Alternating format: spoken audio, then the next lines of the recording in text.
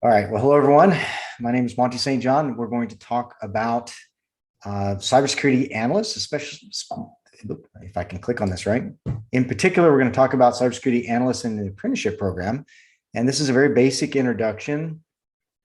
And what it's supposed to do is take someone who knows absolutely nothing about this industry, but wants to know about it and give them a chance to understand a few very basic items like what's this all about? What's the name of the position I might be in? What am I going to do? What do I do? What do I deal with on a regular basis? Those kind of questions. I want to start the conversation with this short presentation to talk about it and invite folks that are here to kind of ask a few questions, especially if you're in the beginning. So when you look at this is going to be done in very broad strokes, very high level, very conceptual level chunks instead of diving into the details. So let's start with all the different names. Now, I didn't even try to put them all on here. I just wanted to start with the basics because when I started this, I said cybersecurity analyst. Now, there's a key thing I want you to focus on here. And that is when you think of this, I want you to go to the far right of this slide and look at where it says analyst and engineer. In the cybersecurity realm, especially as the cybersecurity analyst, the line between being an analyst engineer is very blurry. We often ask people to do tasks that are primarily engineering in nature, even though they're labeled as an analyst. But it is the noun. It is the core part of what we're going to talk about. And everything after that is an adjective or an adverb that modifies it. So when we get into, say, cybersecurity analyst, you'll see that's in the middle column there. We could add those two together. We can even say cybersecurity threat analyst or even threat engineer or whatever. There's all kinds of ways to label and name this. Mainly because the people who write the job descriptions have no idea what this job's about. And so they just kind of put things in there. That's usually the source and origin for a lot of this. So the name gets kind of fuzzy. You may also see a bunch of other names like info security, which is a very old way to say cybersecurity, or threat intelligence or threat analyst. They're all kind of the same because when we say cyber intelligence, we also mean analysis. Now, I mentioned, going back to the far right column, a small distinction there. There is a difference between an engineer and an analyst, even though it is blurry. The key thing you need to remember is an engineer does what? They design and they build things. Out of the two, an analyst will drive across a bridge, but an engineer will figure out a bridge is needed and build it. They also may be an analyst, but that is a very specific engineering task. So in the cybersecurity realm, a security engineer might conceive that a procedure needs to be built, needs to be crafted for a problem or to handle a process, such as people are traveling and they're joining the network and leaving the network and come back and rejoining it. A process to make sure that's not a risk, threat, or a hazard would be something an engineer would conceive and build. An analyst would perform that process exclusively without going into the engineering part. But again, it's fuzzy. So it's not uncommon to have someone with an analyst title actually do engineering things. Now, the leftmost stack is really the normalized breakdown of kind of how skilled someone is. There's different names for this, but the most common names are as it's laid out: junior, senior, principal, and architect. Now, you'll see I made a little apprentice box there.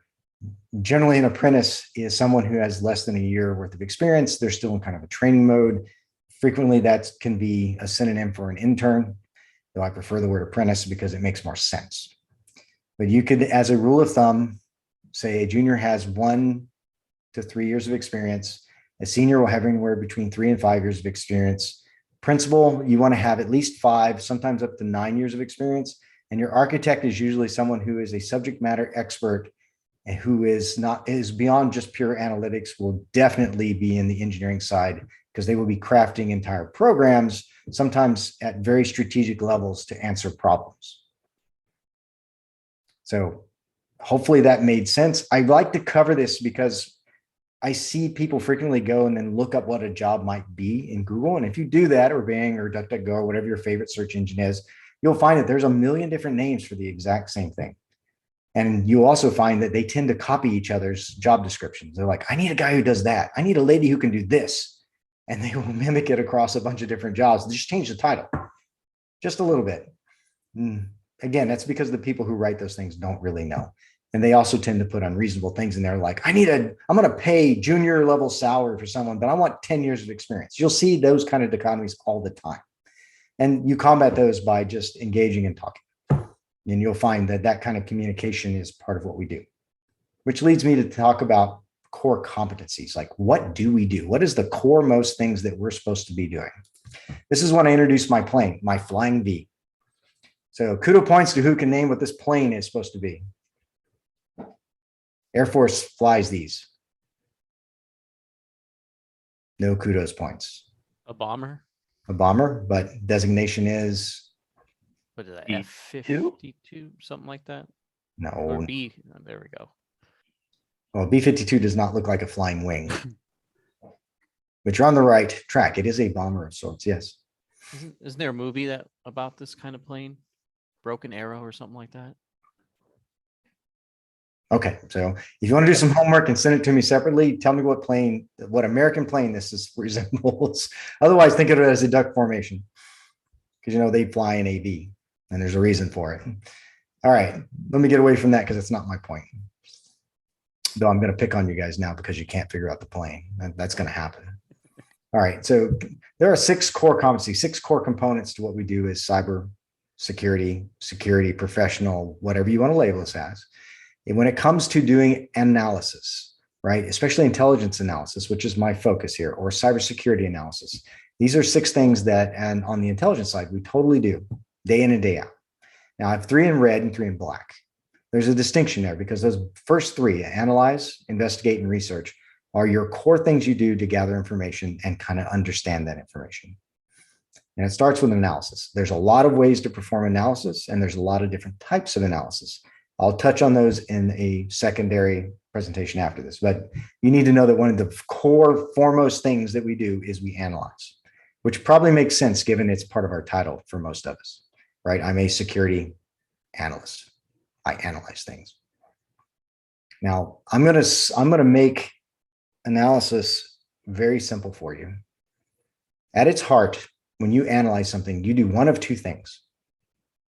You either break something big up into smaller pieces so you can understand it, or you take a bunch of smaller pieces and you put them together in a way that makes the bigger picture more understandable. There's a lot of fancy ways to say this, and there's a lot of frameworks to do this in, but at its core, you're going to do one of those 2 things. You're going to take something big and break it down into something small, or you're going to take a bunch of small things and make it into something big. And in real life terms, you might take a series of actions across the United States by a cyber attacker and realize that that matches an operational cycle, take all the small things, build it into something big, to know that they're focused on a target they haven't quite hit yet and they're escalating toward it. That would be the big thing that you would discover.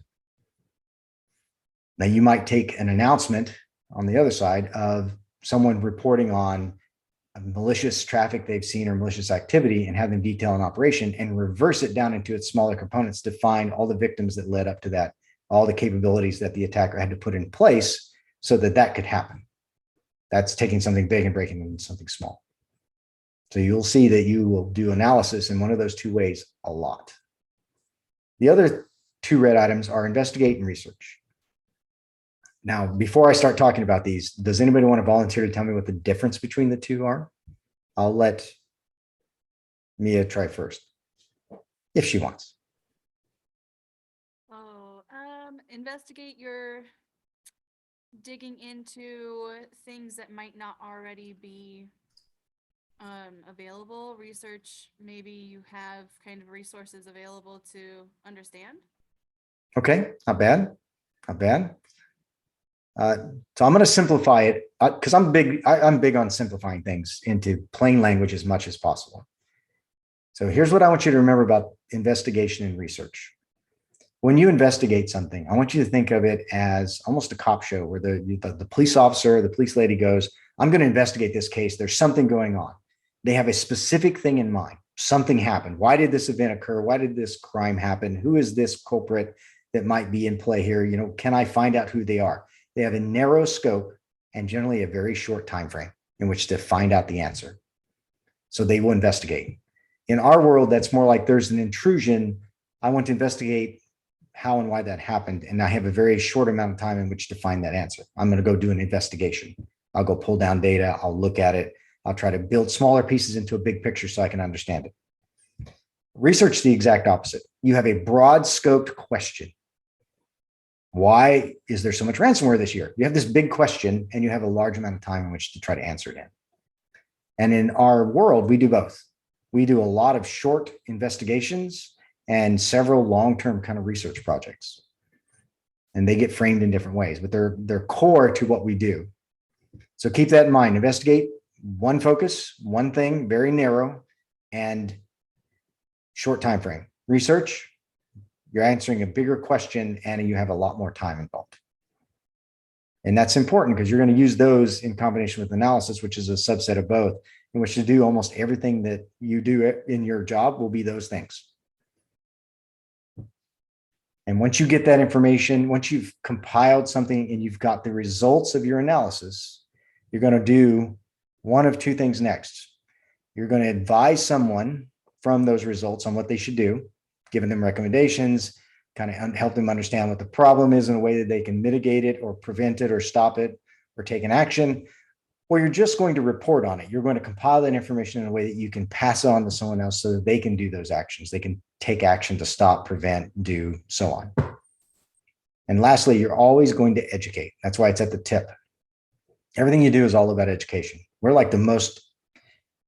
the biggest educators probably out of the whole cybersecurity professional field. Intelligence job in everything is going to be, I got to get someone else to understand what I see so they can act on it in a way that makes sense for where they're at. For the IT service professional who's handling just laptops, I need to communicate a risk to them so they take the right action. If it's a business owner who's like, I have a business that I have to run, I have all these problems, they don't want to hear from you, but you need to communicate with them and educate them in a way so that they understand what risks that they're accepting, what risks that they might be doing without thinking about it, accepting without thinking about it, and so on. I'm trying to stay away from getting too deeply into what risks are, what hazards are, and so on, because that's a whole separate thing that needs to have its own presentation. But it does come down many times to risk. So 6 core competencies, especially as cybersecurity analyst with an intelligence focus. Any questions so far? No. Okay, again, broad strokes. We're going to get into very specific things here, but not in this presentation, just very broad strokes right now to introduce you to what's going on. All right, now this next part is all about what does an analyst do? Now I have broken this up into 3 categories because what I find happens the most, especially if you go right now and searched online through your favorite search engine and said, what does a cybersecurity analyst do? You're going to get a dizzying amount of answers back. And they're going to be all over the place. And it's going to be everything from they process indicators, they figure out bad guys and what they're called and that kind of stuff, to very ridiculous things that make no sense to what an intelligence analyst should do. I'm going to be very specific here and break it into 3 broad categories for you so that you understand, 1, how they're tied together, and 2, why they're kind of structured that way. And the first one is the defensive analyst.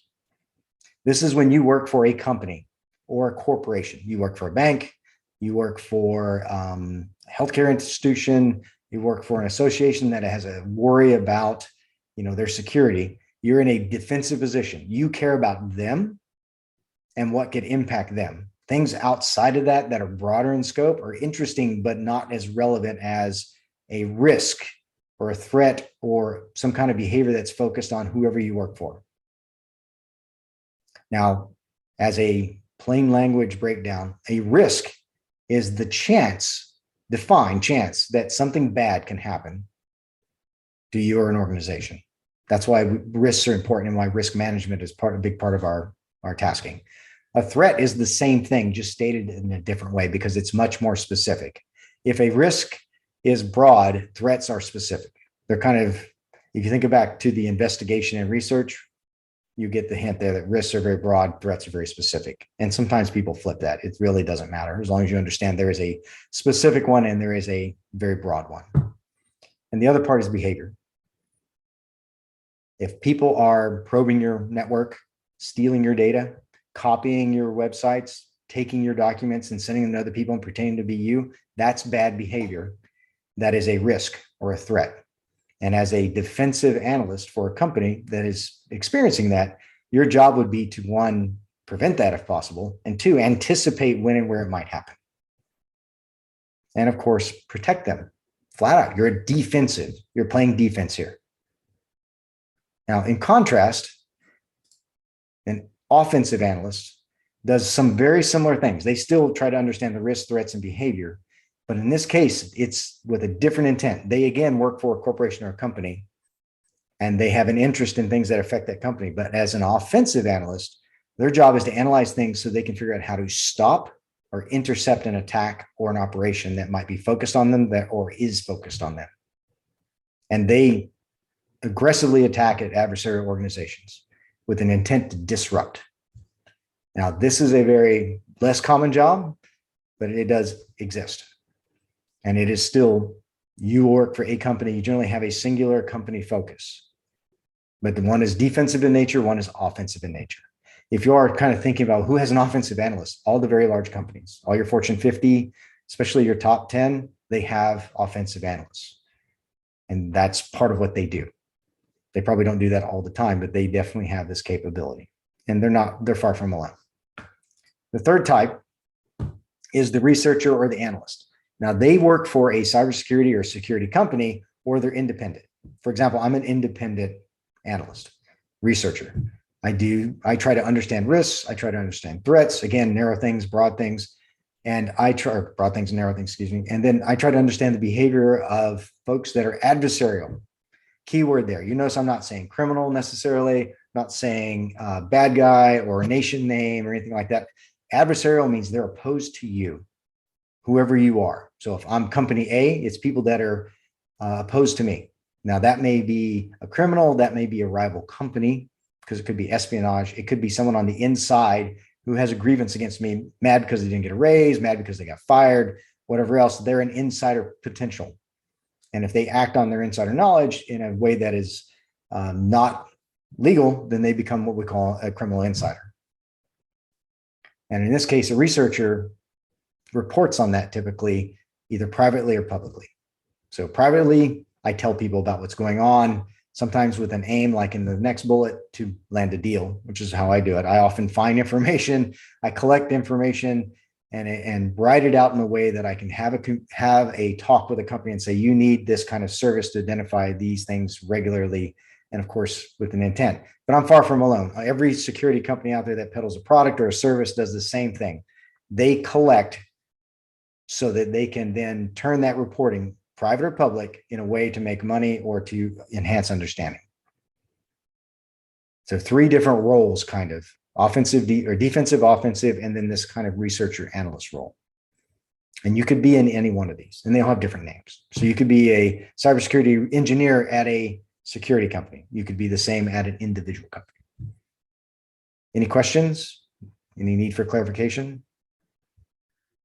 No, it makes sense that you would need this, seeing as there would be a potential for attacks from the inside. I read a little bit about that, yeah, of course you'd want to be able to defend against that as well. Yeah, so an offensive analyst, for example, who works in like an investigative legal department that's doing like data loss prevention or data leak prevention, trying to make sure that someone isn't sending data from the inside outside the company mistakenly or on purpose. You know, they're more of an offensive analyst. They're looking at their own traffic with the intent to identify individuals doing things they shouldn't. And that's an interesting role. All right. And after this, if you want to challenge yourself, go out and just do a search in Google. Like, what does a cybersecurity analyst do? And you'll see, like I said, a lot of different answers. But try to think about them in very broad strokes, how they fit in these 3 categories. All right, my last slide. We have one more slide, then we'll do questions.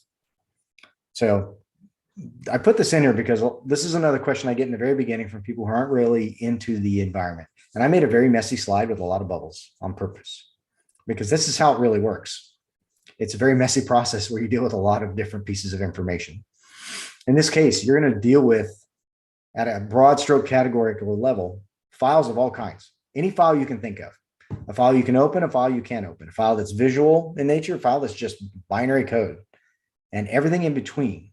You're going to deal with files of all kinds. And there'll be files you'll look at directly. And sometimes you'll get the metadata or data about the data that's in the file that you're going to examine. Now, it probably makes sense that not only files, but the systems that manage those files are also something you would have to work with. Now, a file system can be an application that you deal with, something you store other documents in that organizes it for you, like an Evernote or something of that nature that does some kind of trivial organization, or it could be something very complex like an operating system, which is nothing more than a file system. It's a way to organize files and make them interactable. So when you look at Windows or Mac and you see that fancy background and all the fun things it can do, it's really just a file system at its heart. And it's very important to remember that. Again, we're talking broad strokes here. And it's probably very imaginable, but that those file systems have a network. They can talk to each other. And so a network is the different file systems that are able to chat with each other. And that's represented by a lot of different devices. And we'll do a specific breakdown on each one of these, especially networks, because dealing with networks is probably in your top 5 things that you're going to work with, right along with files and file systems. It's going to be a lot of what you do. And then again, high-level categories. Surprise, surprise, the internet is going to be a big part of what you do. And I left it vague on purpose because the internet's huge in the sense of all the concepts that it bundles into it. It is itself a network of networks, which is a bunch of file systems that are nothing more than a combination of files. And as long as you kind of remember these connections, it will help you draw the lines you need.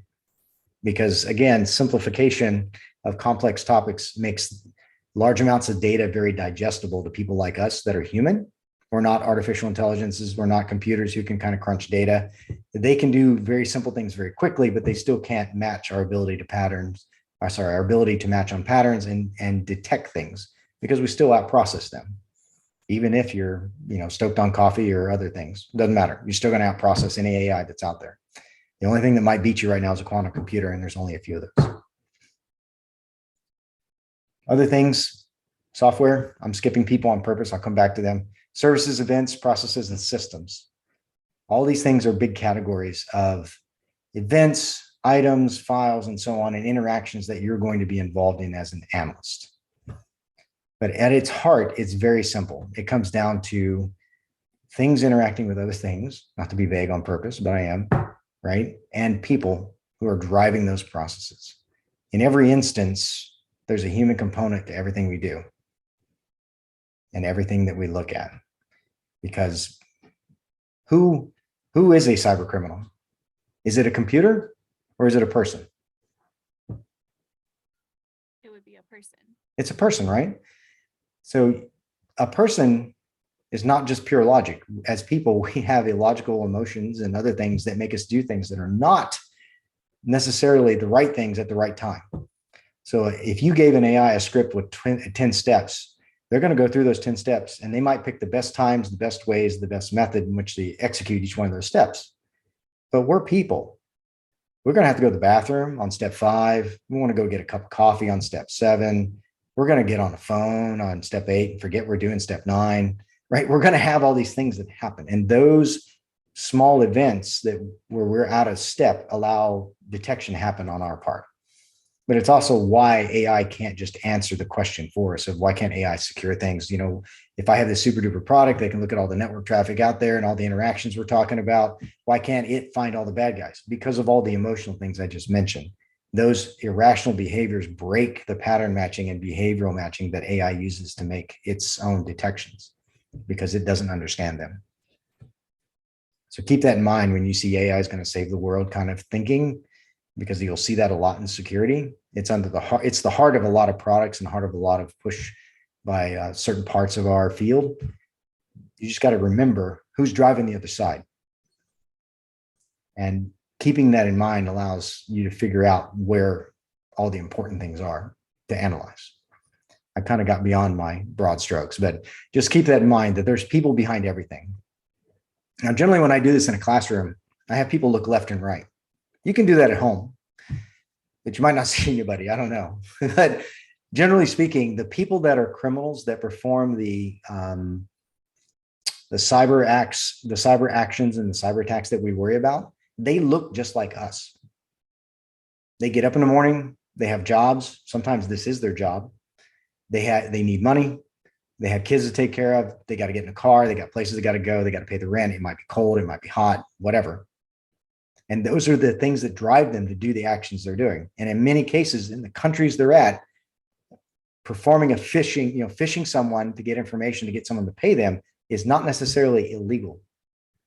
And in some cases, it's not even immoral to them because it fits their moral system, because they live under a dog eat dog kind of environment, or they think that you should be able to protect yourself. And if you don't, then if you lose something, it's your fault, not theirs.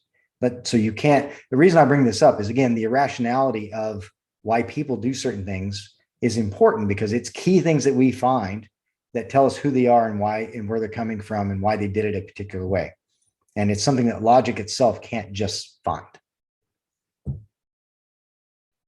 So I'm going to stop there because that's a big rabbit hole and I don't want to go down into it.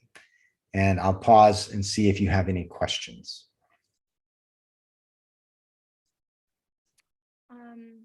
That was all very comprehensive for kind of letting me know what types of analysis analysts were. Oh, sorry. So defensive, offensive, researcher, analyst. I guess I'm kind of jumping the gun here, but when we're going to be doing the analyzing, investigating, and researching, we'll probably be discussing what the pathways are into things like the networks or files, the internet. That's correct. That we're going to be taking to find the threats and the risks. Absolutely. There are processes for each one of these. And in our next couple of slides, so I have about 40 of these scheduled for you. And each one will be small in nature that will cover one area. And one of those will get into the processes you just asked about. So there are frameworks, which are an organized way in which to break down each step so that you can kind of go through each stage. And some of them are very ad hoc, which means they're chaotic, and some of them are very structured. And there's no one size fits all. You need to do different things for different problems. That's why I generalized everything up and at broad strokes. You're going to perform analysis. The type of analysis you'll do will change depending on your problem.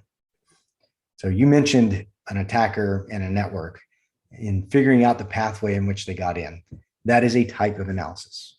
Now, there's a couple ways that you can do that. One of which, as an example, is course of action analysis.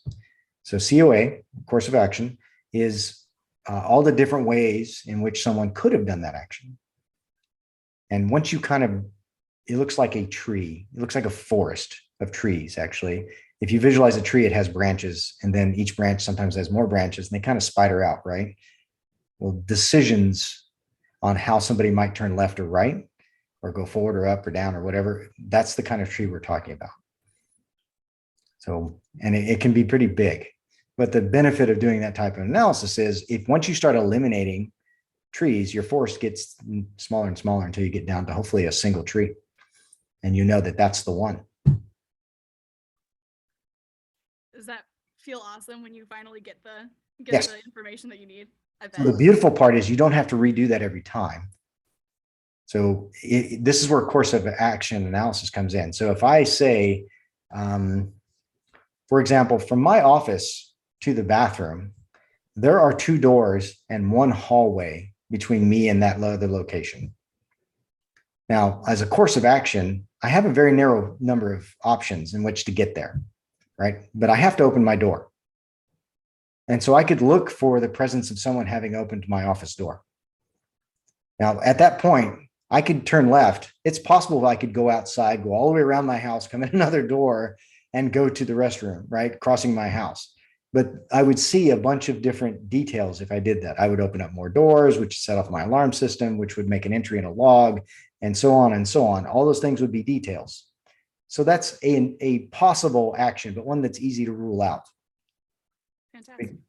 But so otherwise, I would say if I saw a record of my office door opening and then the bathroom door opening, I could surmise that if the hallway is the only path between those 2 doors, that's absolutely how you had to go. You probably didn't parachute in, land on my roof, crawl down my chimney, come through the fireplace, scuttle across the house to get in there. It's probably not what you did. But COA would account for that. That's the downside of COA. It's very big, but you can actually rule those out immediately. So my point in saying this is once you understand a few points of data, like determining any point in a 3 or 4 dimensional space, once you have 3 to 5 points of data, you can start eliminating a lot of locations and get it down to a very few number of possible likelihoods. And that's the fun part. Opposed to more of it, you can kind of have some deductive reasoning with there. Sure. Sure. Great. Now the reason that can get kind of crazy is like my hallway has a door to the outside, a door to the garage, a door to my office, door to my kitchen, and door to the bathroom, and door to a second office. So it has a lot more possibilities. So if I only had a record of the hallway being entered, I wouldn't know where somebody came in from or where they left. But the minute I could identify where they entered from, they came from the outside door, I can immediately go, okay, I know how they got in now. And they probably wouldn't be, well, yeah. Right? Or if I saw somebody entered the hallway and then somebody turned on the fireplace, I can surmise that if there's nobody else there, the same person turned on the fireplace. If they turned on the fireplace, they had to leave the office hallway and go through the door that leads into that area. Oh, and then I suppose they would be after something in particular. So learning what sort of things and where they're kept, what sort of things they'd be looking for and where they're kept, you would know, you could kind of reason where their path would take them as well. They have a kind of analysis called crown jewels analysis. And so crown jewels are exactly what they sound like. They're the most valuable things in your company that you absolutely cannot lose. That if somebody stole them or compromised them, you're done. And you want to identify those. So as a defensive analyst, the first thing you do is like, what are our crown jewels in our environment? If someone stole all the financial records from our company, it would tank us. We'd go under. That's a crown jewel. So the server that owns that and the process that owns that needs to be protected at a higher level. So somebody who got access to it that shouldn't represents a higher risk than someone who got access to an endpoint or somebody's laptop. Right. It's that kind of logic. Awesome. You just have to remember, think big picture always in this, because it's very common that analysts get swamped, especially in the beginning, with indicators, which are a very incredibly low level signal of activity that is incredibly difficult. Like little alarms? Very little and often not useful. It's like knowing somebody took 10 footsteps, but it's in like whatever town you're in. Like somebody took 10 steps in Annapolis. You're like, I don't know what to do with that. Right? I don't live in Annapolis and I don't know who might take 10 steps in a row and then stop. Right? It's data that isn't necessarily useful. You could get bogged down with that. Oh, all the time. All the time. Because someone will say, well, that same person broke into my house. They might break into your house. You're like, it's in Annapolis. It's not here. I don't live there. Right? You have to keep tying it together to make it relevant. That's why context is everything. Very good question. Give me some more. Well, I'm excited to kind of dive further into it. Well, I suppose one of the most common things that I've been seeing is that kind of blocking access to your information and then ransoming it back to you. And so that's fair. Ransomware is a big threat to particular industries, especially not so much to an individual, but definitely to companies. And yes, it's a double, triple, and sometimes quadruple extortion method. They come in, they not only lock down your system, but they steal the data and they extort you so that they don't release it publicly. And now the triple extortion is not only do they release it publicly, but they'll tell all your customers about it and tell them about it, release their data, and it just gets worse. And this continues to persist because people pay. They pay the extortion. Well, it seems like these systems and all of these things they seem so mind-bogglingly big to me. Like, so I don't know if you would be really able to copy the whole thing in order to just you know, start back off where you left off when your system is ransomed like that. So yes, and yes, in many ways. So they don't copy everything. They take key things. So when that particular type of cyber attacker gets in a network, they will land wherever they can inside a network, move around until they understand the network enough to figure out where those crown jewel items are. Mm. Now they do a different kind of crown jewel analysis than you would on the inside because they don't know necessarily. So they do external reconnaissance and planning ahead of time, something that you as an intelligence analyst can detect. And then when they get on there in that network, they move towards those locations and try to figure out where they're at, as well as discover new items. They capture those things and exfiltrate them or take them outside of that network. That's part of the extortion. Then they use the network against itself so that it can lock itself down. Mm. And they bring in malware to do that. But that is the end of the attack, not the whole attack at all. It's the most egregious one that hurts the most, but it's really the end game. It's not the beginning or the middle or anything. So throughout the process, there will be those like indicators going off, or alarm kind of things that you can kind of see. Behaviors. What Yeah. behavior? Where are you looking? I guess that's kind of a bigger question than Sure. Good question. really seems, but So here's what I'll tell you. 8 out of 10 cyber attacks, 8 out of 10 cyber attacks happen from email. Oh. So right there, if you just handled email so well that nobody could attack you through it, you've cut down 80% of your cyber attacks possible. Mm-hmm. But what do we love about email? What? It's convenient. You can send anything. You can attach stuff. You can open things. You can have links. It's very rich with interaction, and all those things trip people up. Mm. Every time they open a document from someone that they don't trust or don't understand who they are, they take the risk of infecting their system and then their network, and then of course their company. Even people you trust can sometimes be a danger because they're compromised from that kind of activity, and then they infect you and you trusted them. It's like, I trusted you. How dare you betray me?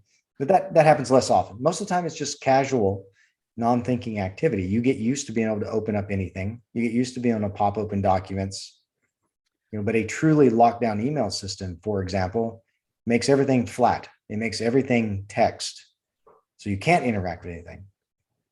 It removes all the attachments, videos, files, pictures, and so on that everybody loves to send around for valid and invalid reasons, and makes you go get them from somewhere else if they don't just strip them and throw them away. That's a really protected email system, but it's not usable the way we want to use it. Right. So there's a little bit of compromise there. There's always issues there. So we put protections ahead of the person who might get the email to try to detect it in process. So it hits our network wall and starts to come into your email box. And before it gets to your inbox, we're checking it to make sure it's not bad. Problem is, we're never ahead of the attacker. They have an advantage because we don't know they're attacking a lot of times, or we don't know exactly how they're attacking. And so they get the advantage of the first action. They can try to infect first, and we may not detect it. It's only after some interactions have happened, we've noticed the behavior, that we can truly stop it. So we're always kind of behind. There's always a delay. So this attacker's email, it has something to offer you to download or sign into, and they would get your credentials that way, or? Yeah, credentials or access, or they'll drop a file, or they'll lead you somewhere. It's called a call to action. Every email asks you to do something. Mm-hmm. Click this link, open this document, follow these directions, call somebody, and then let them have access to your computer, whatever it is. IT support, tech support, scams, phishing that pretend, somebody's got money, you got a package, IRS wants to talk to you, your assets have been seized, your bank account's been frozen, you name it. All those are call to actions to make you panic. Right. Those are the most common reasons why. You get an email today that says, hey, sorry, your bank account's been froze. You need to log in, or it's going to be frozen. You're going to lose all your money. That's oh my goodness, especially if you're about to pay bills. You're like, oh crap, right? You get panicked. Those are your most common ones. The sneakier ones are business email compromise, which is a very special category. So like majority companies move payroll on certain days of the week, and there's typically a person, sometimes two people authorized to make that movement because it's a fair amount of money. Ooh. And So they if they watch get for to that. email. Sure, I'll pretend to be the person who is supposed to move that money, and I'll pretend to send the email, and I'll have it sent to a different bank account. Mine. Give me your money. And they'll frequently that can happen. That's why we tell people to have a second factor, or have someone who's that speed bump that says, no, wait a minute, both of us need to concur that that's going to happen. And you look at it and you're like, wait a minute, this email came from the wrong email address, or it presents a scenario that we don't allow. Right? It's like, no, we only use one bank. There are no exceptions. You can't move payroll. Those are smart things that you put in there to stop this kind of activity. But you lose the advantage, right? The advantage is always with the attacker in that scenario, because they can start the attack. You have to respond to it. The proactive side to that is defining there's only one bank. And if it's going to change, you have a mechanism for it to change in. There's only defined people who can send things, and there has to be 2, sometimes 3 people to say yes before money can move. If you have those proactive measures in place, those emails don't even go anywhere. They get killed immediately because you know they're wrong. Right. And As then, long as, go ahead. no, you go ahead. No, I was going to say, as long as there's doubt, some kind of area where someone could go, well, maybe. Anytime somebody says, well, that could be, or maybe, you have a place you need to define in your business to protect yourself. Okay. So you're looking for any kind of, okay, that makes sense. No, any doubt, you're going to say, hey, this is an area that we need to look at, and fill in whatever we need to. Yeah. Past emails, I know that you look for information that is potentially for sale, or what other resources do you have to, like, what other places are you looking for threats? Oh, I mean, we might cover this later, but Oh, we will, but it's a very good question. So I'm going to, again, broad strokes with this. Generally speaking, you have your internal data for which you look for risks, threats, and hazards. And then you have external data that concerns you or is about you that you look for the same thing. Internal data is all your devices. So that's your network perimeter. So think of it like a castle with a moat around it. The moat is your perimeter. Anything on the inside of the moat, you have really good insight into if you have the right tools in place. And theoretically, you could see anything and everything. That's inside areas. And I might, as an analyst, I might go, that's misconfigured. This is vulnerable to this risk that I just saw. This setup here disconnects 2 things and makes them vulnerable to attack. That's looking at things with only inside data. And looking for any space of doubt. Yeah. Of like, maybe that person, maybe I could get in if I was on the wrong side of this. Sure. Yeah. Like, if you brought in your laptop into my office, you shouldn't be able to join my network. And if you did, that would be a misconfiguration, and I need to fix that. You shouldn't be able to auto join, right? I shouldn't have a persistent password that never changes, even on my guest network. That's bad. Not right? 1, 2, 3, 4. I mean, that's very common, unfortunately, because again, convenience makes that there. But honestly, you should reissue that regularly and make people especially daily at as a decent time. Where it's like, if you join the guest network one day, you got to rejoin it the next. You need a new code, but it's inconvenient, and so inconvenience kills a lot of security. The other part of that is external. So that was all internal piece. External has nothing to do with your network and everything to do with anything outside of it. And so that's where being able to see what they call network flow or net flow across the internet can give you insight into operational activity by other people who are looking at you or interacting with your network or trying to do that. Also, stores where illicit or illegal materials being sold that concerns you. Like you mentioned credentials earlier. Someone's selling a bunch of credentials for your company is obviously something to key on. Someone who's stolen all the website code for your website so they can duplicate it or manipulate it in some fashion. Someone who's taken over your cascading style sheets, your JavaScripts, all this kind of stuff. That is things that are external from your network that you may or may not have insight into. Auctions, people soliciting information about you, someone who's looking for an org chart on your company. There's a big, big, big list of things that are not something you can see just by having great security tools that should concern you, because they create a pattern of activity that matches an operational life cycle, which is a fancy way to say that there's a step 1 to the process of attacking someone, and a step 2, and a step 3, and a step 4. And kind of like my analogy with the hallway going to the fireplace, if I see step 1 and then I see step 4, I can assume step 3 happened, especially if it can't be skipped. And I can go look for those things, and I can go make sure and verify, which is another good thing to do. But I then know where I'm at. If they're already at step 4 and it's a 5-step scale, and the 5th step is I'm attacking you, guess what? I know where they're at now in their stage of attack. And you can go do a warning, alerting, and education to help them understand what's going on. Back to those core competencies.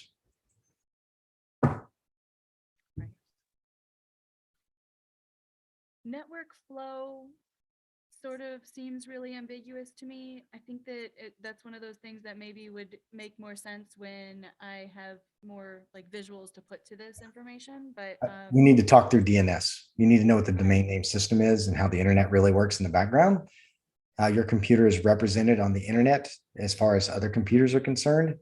Because when we talk about network flow, we're talking about that representation of you and your computer talking with something else. And you may not really understand how many things you're talking to by just doing very simple motions like I clicked a link. You're talking to dozens, if not more, other computers just doing that simple action. awesome. And network flow captures that. It gives you, think about going fishing and somebody turn on a sonar and you get this fuzzy picture of stuff under the water. You're like, there's fish down there, I think, right? I see activity. It's that kind of insight when you talk net flow. Okay. Now, it's contrasted with something called network traffic capture or PCAP. And that is where you actually really get into the weeds and you have a very much more accurate sonar to what's going on. Then you really see the shape of fish, their scales, the size of their mouth, what bait they ate, you know, that kind of stuff. But it takes more time and they're used differently. So again, that'll be a branch off of DNS as we talk through what simple actions that we make all the time represent.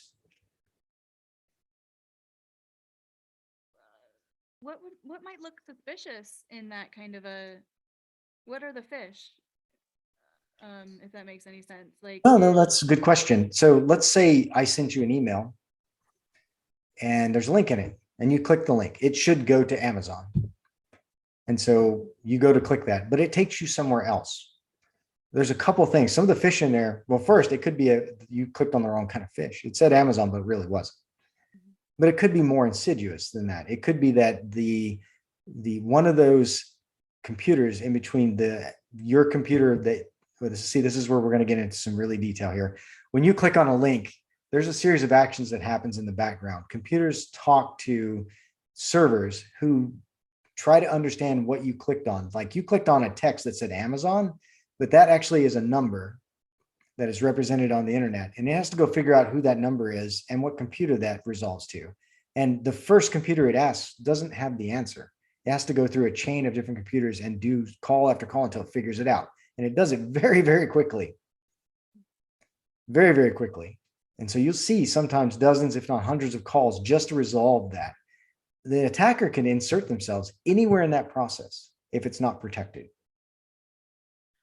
I was having something weird was going on with my internet, and I was looking at my Spectrum web page, and it looked super funky. I wasn't able to click on the headers,